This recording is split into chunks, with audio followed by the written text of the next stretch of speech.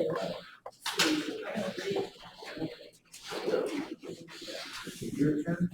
Yeah, there's a, you're giving your paper.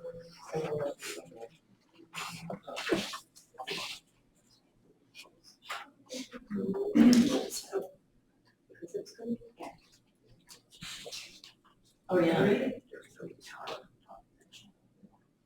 Right. Again.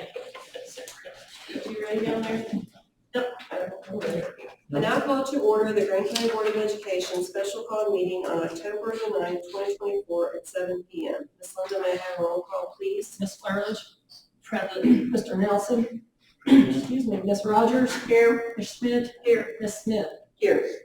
We will now have the reading of our mission statement by Loretta Flerlich. The mission of Grant County School Board is to respond to the needs of all students and empower each child to succeed at their highest potential. This will be achieved through our policy decisions and resource management. Thank you. I'll now have the pledge to the flag Allegiance to the flag of the United States of America and to the republic for which it stands, one nation, under God, indivisible, with liberty and justice for all. Do I have a motion to approve the agenda as presented? Yes. Do I have a second? I'll second. All in favor? Moving on to the construction update and approvals. A is approval of pay application number 4 for the GCHS field lighting in the amount of $80,500. Do I have a motion to approve that? Yes. Okay, Charlotte, do I have a second? Everything's good to go on that? I mean, we don't have anything outstanding. Is this the last pay application on that, Scott, or do you know? Should be, yes. The last one on the lights? Everything's been finished, they just never sent their last pay app in, so we don't ask them to do that. Oh. Great, yeah. We're gonna hold on to that Even 80,000. pay. We're gonna hold on to that 80,000 just as long as we can. Do I have a second? I'll second. Any discussion? All in favor? Okay, B is pay application number 14 for the Grant County ATC in the amount of $86,300.28. Do I have a motion to approve that? Jean, do I have a second? I'll second. Any discussion about that? All in favor? And our final pay application is approval of pay application number 9 for the DRE renovation in the amount of $410,953.41. Do I have a motion to approve that? Do I have a second? I'll take Debbie as my second. Is that, how far are we in paying that off? A long ways. A long way? Are we still quite a bit out on that, Scott? Yeah, remember, that's a 2-year project. Yes. Right. So, that'll be done probably this time next year. That's what the end of that will be. Okay. So, it's all right. I'm assuming they're still on schedule for everything right now, or are we still? Yeah, right now they're working on the, south end of the 300 section. That has been painted, ceiling tiles have been put in, cabinetry has been put in. They will probably start the flooring next week, and we are scheduled to move the other side of the 300 section the Tuesday before Thanksgiving. We'll change them to the new part, and then we'll start on the north side of the 300 section. So they're not in those rooms, the teachers aren't in those new rooms? Not yet. Not yet. Okay. It will be after Thanksgiving. After Thanksgiving. Any more discussion on that one? All in favor? We do not have recognitions or presentations tonight. I think we can skip recess since we don't have it tonight. Number 9 is our claims. Do you have a motion to accept the claims? I'll make a motion. Do I have a second? Any discussion on the claims? Anybody have any Too questions? much. It's a lot of money. Any questions about the claims? Ms. Charlotte? Okay, all in favor? Now superintendent's travel, do I have a motion to approve that? Make a motion. Debbie, I think Jean is my second. Do we have any discussion about that? All in favor? How many more trips are you going to Franklin? He has to go all the time. A lot. It's probably 5 more sessions. I don't know why they don't spread that out. Well, they do some virtual stuff now they haven't done in the past. Oh, they are? So it's actually fewer than what it's been in the past. That's good. Okay, and then number 11, the consent agenda, do I have a motion to approve that? Yes. Do I have a second? I'll second. Any discussion on the consent agenda? All in favor? How about the Washington DC trip? It looked good. I mean, I'm the queen of the travel people here. I mean, I really read through that and it looks like they've really got it nailed down. They've got an agenda. So I'm hoping everything goes smooth for them. Was it Washington last year? When is that? When is It's it? in March. In March? And it was Washington last year, and I heard good things about it last year, so. Did they go there last year? There've been times when they flew, but this is a bus. There were no flights. They haven't done a flight for the 8th grade trip. It's been a long time. That must have been a different school. Same as the basketball teams or something like The that. basketball teams are, they fly sometimes Yeah. during Christmas, but Right. as far as I know, 8th grade usually live in buses. I'll take that. That's part of the trip. It's the bus. Oh, that's Right. true. Yes, ma'am.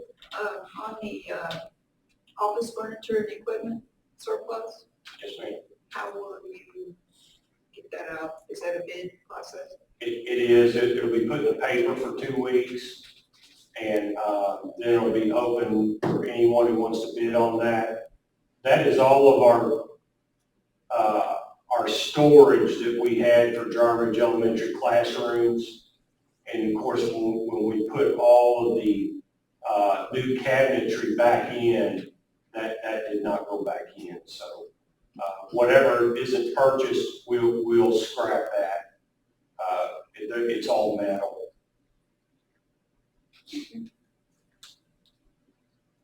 Okay, everybody good with the consent agenda then? We'll move on, we don't have any recommended action, we don't have any old business I'm aware of, no new business I'm aware of, under 15 reports. Anybody got anything else to share on the board member thing? I did want to make everybody that's here aware, we have some of these out by where the normal sign up for public comment is, which we don't have tonight because it's a special call meeting. But if everybody would like to take some of these and share them with your family and friends, it is very important. And the way the amendment reads, it makes it seem fairly exciting, but it's kind of scary when you get down to the nuts and bolts of it. So the scary part is there's really no explanation about if they do a voucher, how much that voucher is going to be for the parents and where that money is going to go to. If they don't get all of it, there's really no big picture to this other than they just want to change the Constitution and go from there after that. So if anybody would like to pick those up, there's some out on the table. We would love for you to share that with your family and friends. Well, if you want the government to be in business more, that's what it does. That's It gives what them, that is. that gives them the right to change the Constitution. No, well, once they change it, they can change it anytime because it's dedicated to public schools. And if it does not, if it passed, like say $9 million is what we get for all the schools, private schools, church schools, home schools, all of them can apply, get the money, and the representatives are going to decide who gets it. And the pot don't get any bigger, our pot will be a lot smaller. And they make it seem like you got more opportunities to go places, to go to school. But this is just part of the deal with charter schools that they try to go through. They couldn't get it through like that, so legislatures are trying to butt into schools. Just let you know. Okay, Charlotte's got something she wants to share too. Did anyone see in the Grant County News from the state auditors notice? It says, the financial statement that the sheriff's office submits, I guess, does not present fairly in accordance with accounting principles generally accepted in the United States of America. The taxes charged, credited, and paid of the Grant County Sheriff for the period September 1st and 2022 through August 31st of 2023.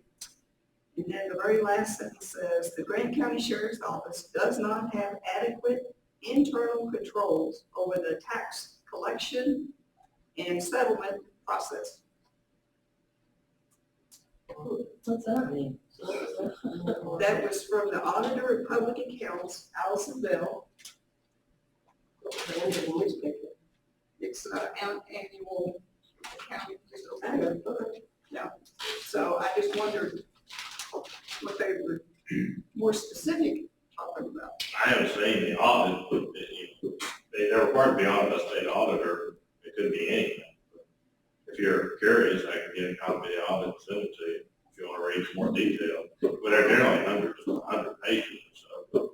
I can get you a copy of it if you want. I haven't reviewed it myself, but I can get you a copy of it if you want to look at it. Discouraging, but it's also like people don't read those kind of things. I would But I say, just have I mean, to okay, say- I mean, it doesn't cause any heartburn, it says that they don't have like sufficient internal controls. It makes sense, most rural counties, they're gonna have that finding because it's a staffing issue. You know, they're gonna say, the state auditor's gonna say preferably, you know, you're gonna have like 3 people, you know, looking at everything, double check, and a lot of them don't have enough staff to do that. And so, I mean, I see that finding a lot on some of my government clients, so because they don't have enough staff. And so I don't know what it is, it could be something minor like that, it could not be, but I can get a copy of the audit, send it to you, if you want to look at it. So we don't have to be concerned about them managing our taxes. That's all, yeah, I understood where she was going. Yeah, that's what I was sort of thinking, is that maybe we should be a little concerned about that, or what? Ours is Just like. Ours is the biggest amount that they would be controlling. Think of what you're gonna say. Right. You know, it's just like the audit we get, they say, you know, you know, this audit is this. We think you should have 20 people, we only got 10. Yeah, it could be something as simple as Yeah. that. It could be. I mean, they So I don't. mean, I can get a copy of the report, Charlotte, I mean, I can get you a copy of the report. well, I just wondered if it had something to do with the big snafu we had over the. I figured that's what you were alluding to, Oh, yeah. but I can get you a copy of the report and you can read it, you know, read the specific How many copy. pages? A lot of them are. I just wanted everybody to be aware. Yeah. Yeah. That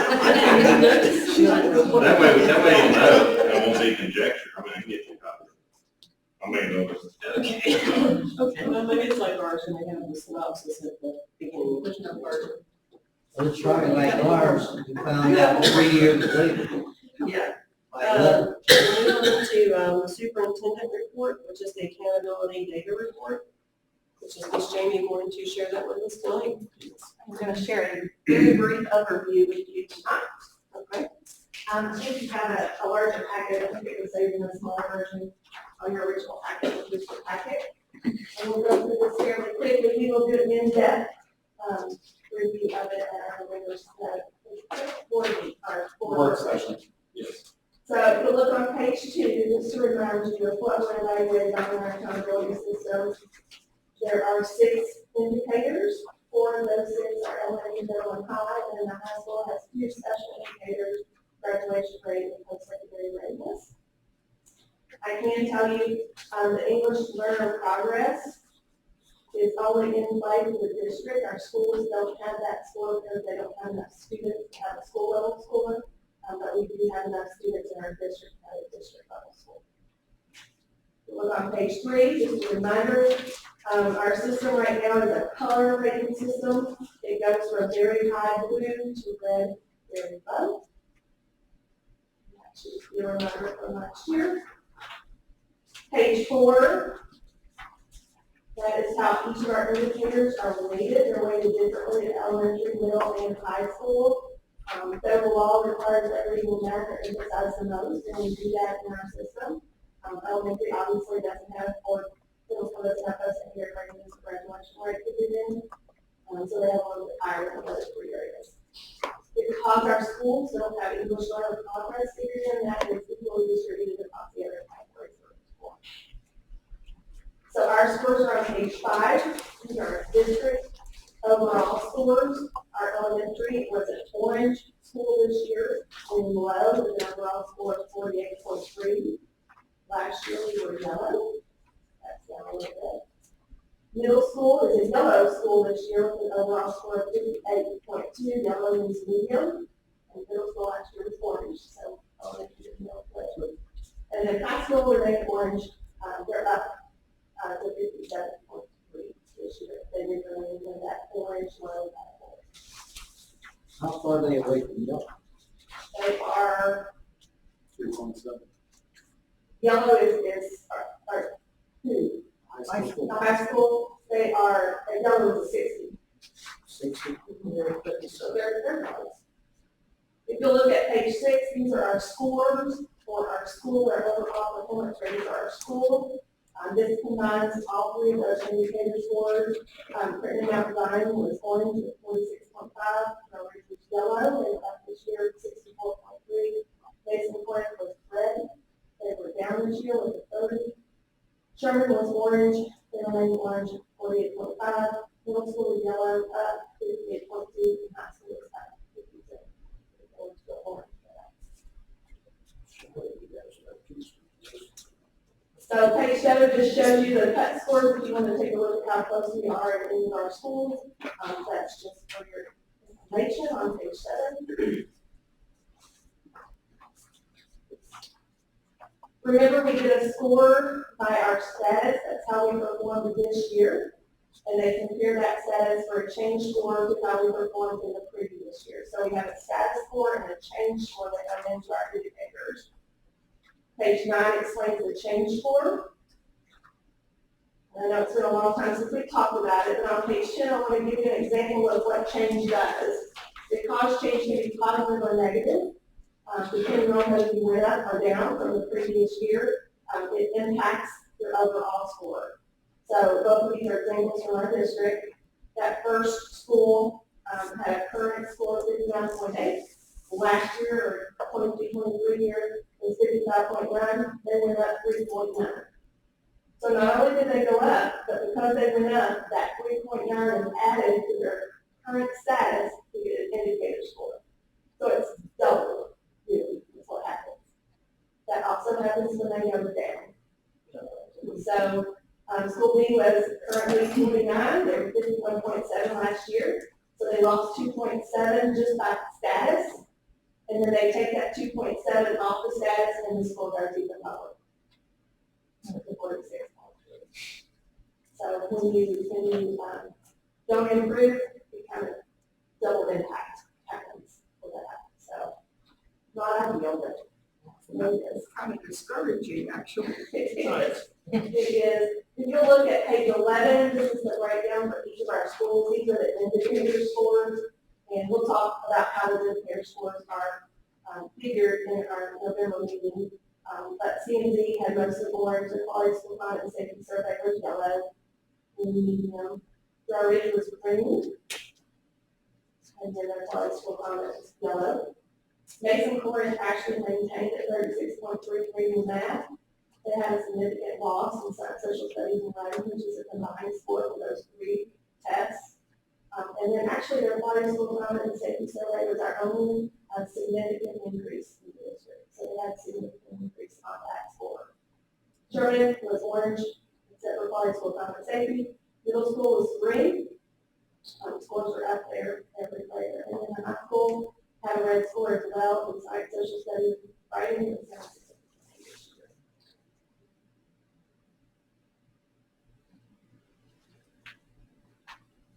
Look on page 12, this is how they figure out the status and the change. This is a matrix for each to look at. page 13, we put words to our status level, our change level, and our color rating. So our status level is a range from very low to very high. Our change level is declined significantly to increase significantly. And this just puts words to the numbers that you might be seeing. So where you see maintain and increase, that's okay. Where you see decline and significant decline, those are areas we have to work on. This is testing from the spring. Okay.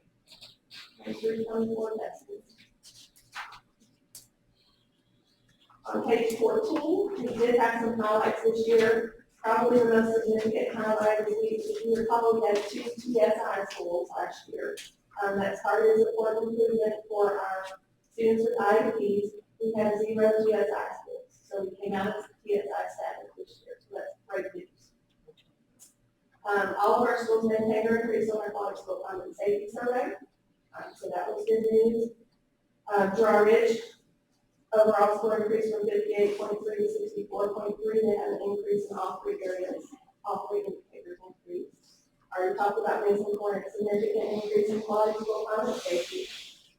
Page 15, middle school's up in all 3 areas as well. So they were up in reading, math, combined science, social studies, and writing, and then quality school climate safety. And then Grant County High School was up in reading and math, post-secondary readiness, and quality school climate and safety. We maintained the graduation rate. We were down a little bit, but we maintained. And then on the very back page are our growth areas. We did have a couple of significant declines at the high school and basic Corin, and the combined science, social studies, and writing indicator. 3 of our 6 schools are in low status for reading and math, basic Corin, Sherman, and high school. 2 of those schools had decline, Sherman and CMZ. CMZ is still in medium status, but they did have a decline this year. 3 of our 6 schools are in low status, which is not social studies and writing. 4 of them had a decline in their status. Mason, Sherman, CMZ, and the high school. There's quite a bit of suppressed data in those individual indicators, so we won't be able to talk about that data a whole lot, but we can talk about overall data. And then lastly, our English learners had a significant decline this year. If you remember, we were remarkably high last year. We were blue ratings on our English learners in elementary school, and that leveled back out. And when it levels back out, it goes down. And then they take more off the back because it went down, so it kind of hold it. So that's where we go. What if you don't have as many English learners? If you don't have as many, then you don't have a minimum in, is what they call it, and so they won't give you a rating for that at all. But we do, in the elementary level, across our district, we have enough English learners to be rated.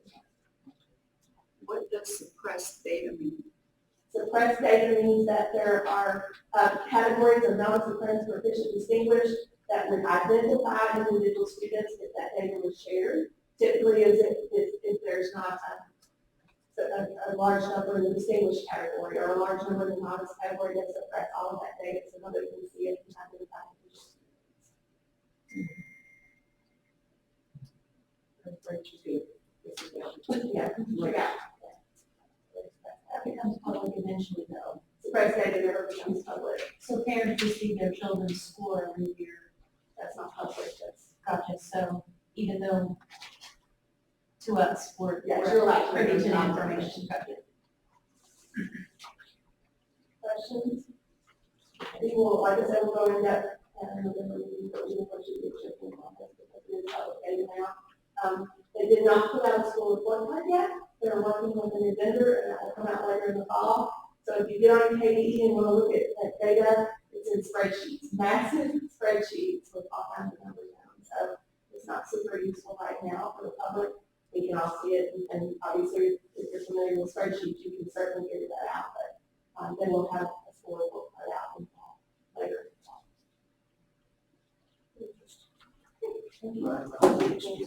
Thank you.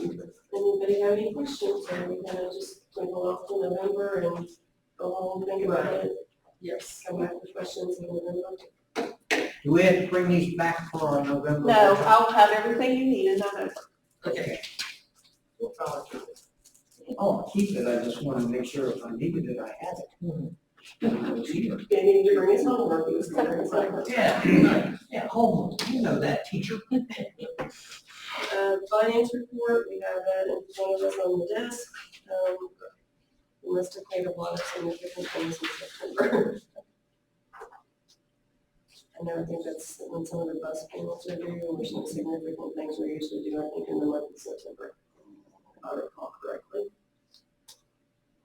Do we didn't have a DPP report? The end of the month is not done, it's been for a couple more days. We don't have the DPP report, they'll send that to us when it actually closes it out. It's the end of the month, it's not closed out yet, so I can shoot us an email with that on there. On the finance,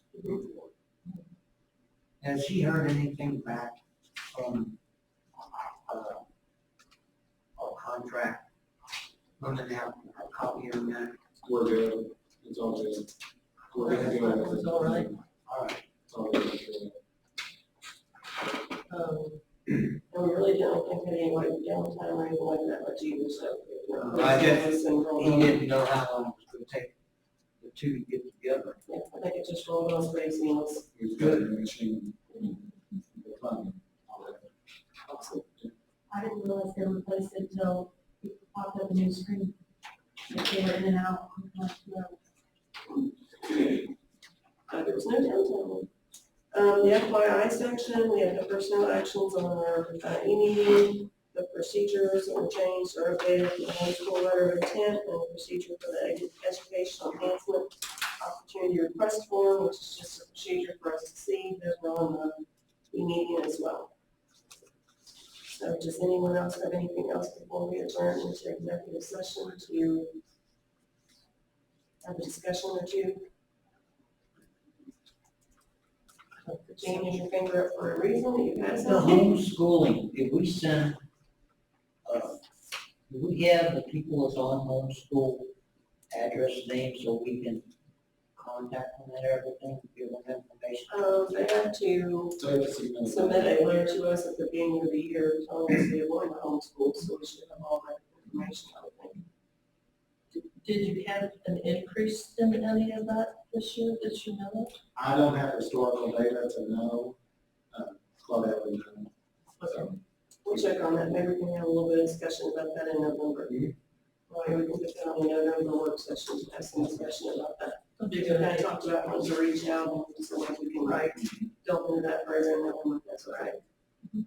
Okay, nothing further, we will have adjournment into executive session, KRS 61.810, 1F, discussion of hearings which might lead to the appointment, discipline, or dismissal of an individual employee, member, or student without restricting an employee, member, or student's right to a public hearing if requested. This exception shall not be interpreted to permit discussion of general personal matters in secret. Do I have a motion to adjourn into executive session? Jean, do I have a second? I'll say. All in favor? Okay. But I think it ought to be that